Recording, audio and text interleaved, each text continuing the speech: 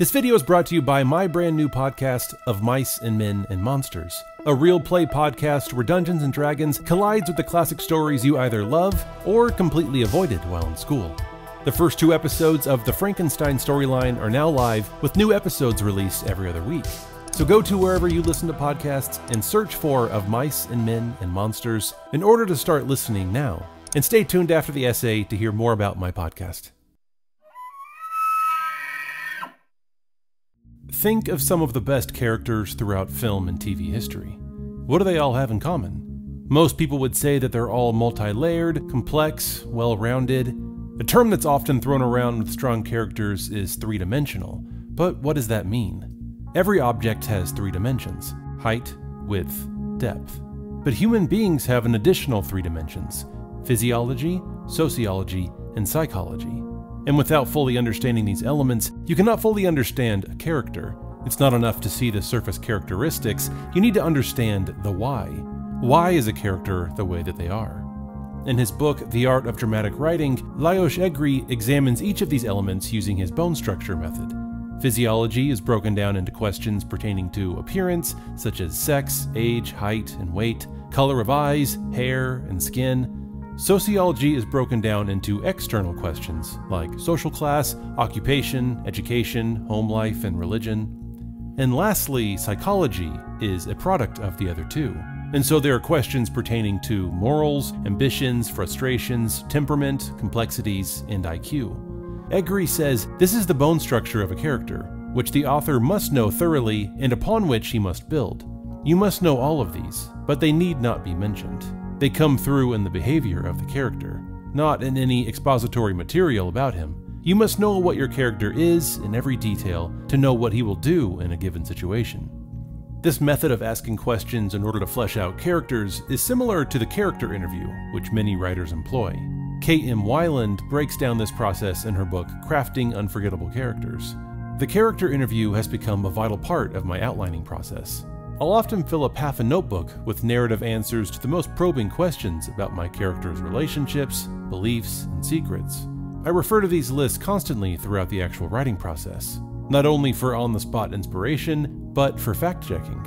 These tools can work miracles in breaking open the walls between author and character and forcing your character to spill their guts and reveal their deepest motivations. The interview questions are similar to Egri's bone structure, breaking down character information into categories such as background, appearance, and characteristics. Knowing this information about your characters will help breathe life into them and make them feel more tangible, and will also help you in the writing process when you're having to figure out what your characters would do in particular situations. Because as Robert McKee explains in his book, Story, fully understanding your character is more than just characterization, it's about the choices they make. Character design begins with an arrangement of the 2 primary aspects: characterization and true character. Characterization is the sum of all the observable qualities. True character waits behind the mask. Despite his characterization, at heart, who is this person? True character can only be expressed through choice and dilemma. How the person chooses to act under pressure is who he is. The greater the pressure, the truer and deeper the choice to character. These 2 aspects, characterization and true character, are at the center of creating 3-dimensional characters.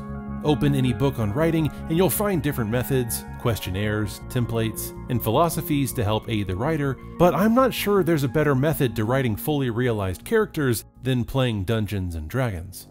Now, for some context, D&D is a tabletop role-playing fantasy game where friends gather together to play as heroes going on an adventure. Every game has a dungeon master, who is the primary storyteller, creating and describing the adventure that the players go on.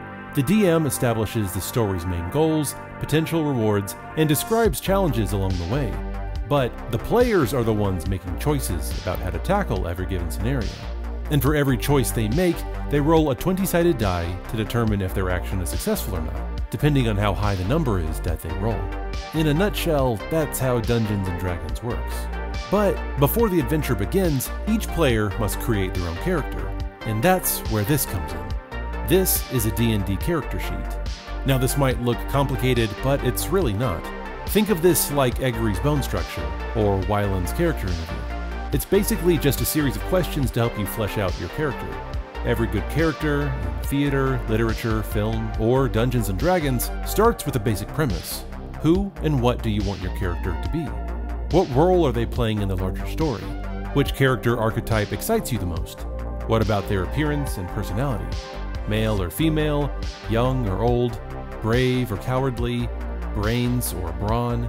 Other important details will come once you have a general idea of who your character is, and the following details will then either be a direct cause for or a result of these traits, because everything about your character should be interconnected. The first two major questions to answer are race and class.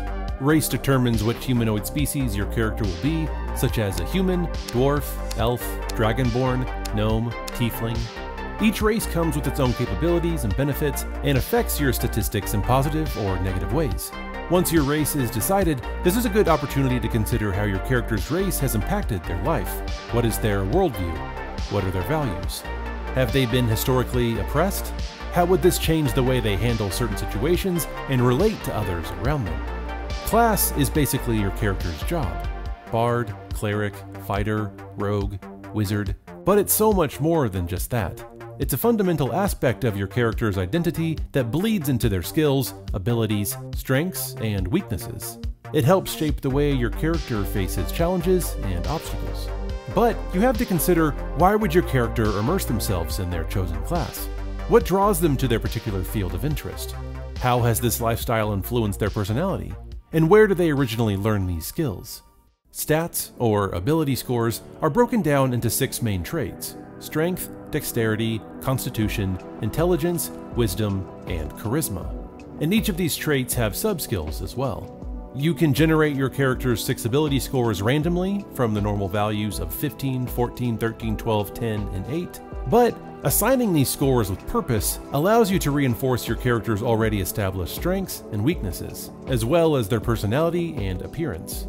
For instance, if your character is an 8-foot, 300-pound Goliath fighter, then you'd probably want to put your highest scores under strength and constitution, and lower scores under charisma. Or if you have a 3-foot, 80-pound halfling wizard, then you'd probably want to put your higher scores under intelligence and wisdom, and lower scores under strength. But the choice is up to you and how you want to uniquely build your character. What's great about the D&D character sheet is that it doesn't let you build a perfect character who is good at everything. They provide strengths and weaknesses, proficiencies and flaws. And leaning into these attributes is what really makes for well-rounded and interesting characters. The last major section on the character sheet is the backstory, which is basically where you determine your character's entire history leading up to the point where you go on the actual adventure.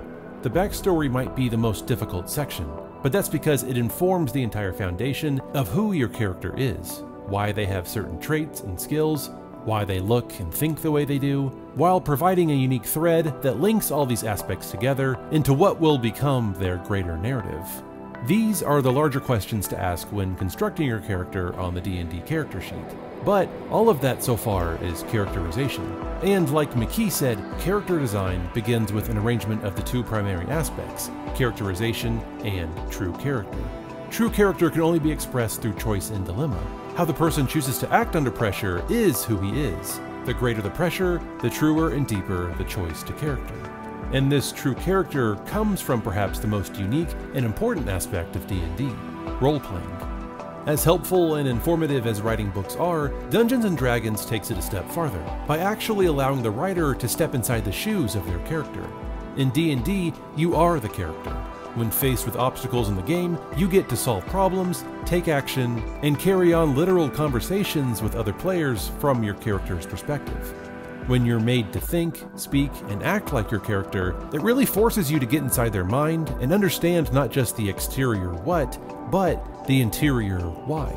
There's nearly an infinite amount of decisions that can be made with any given scenario, which allows your character to interact with the world in a way that makes sense and is true to their character, while also allowing for development.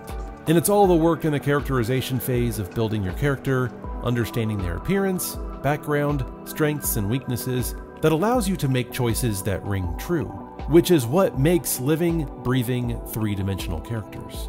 So the next time you're writing a character, struggling to flesh out their appearance, backstory, and motivations, try the Dungeons & Dragons method.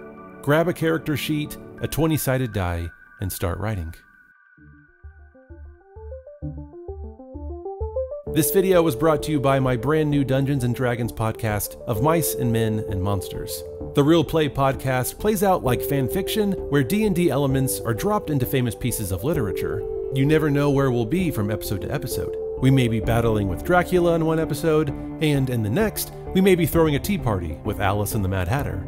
A prologue and the first 2 episodes are now live, with new episodes being released every other week. Go to wherever you listen to podcasts and search for Of Mice and Men and Monsters. I'll also have links below so you can click over and check it out. If you love D&D, classic literature, games, or friends being stupid while improvising and rolling dice, please go listen, leave us a rating and review, and share it with your friends. Thanks everyone for watching. I really hope you enjoyed this video. Shout out to my patrons and all their continued support. As always, like, subscribe, click the bell below, and share this video with your friends. Also, leave me a comment below. Tell me what you thought about my podcast. I'd love to hear what you think and maybe start a dialogue below in the comments. Thanks again everyone for watching, and I will see you all next time.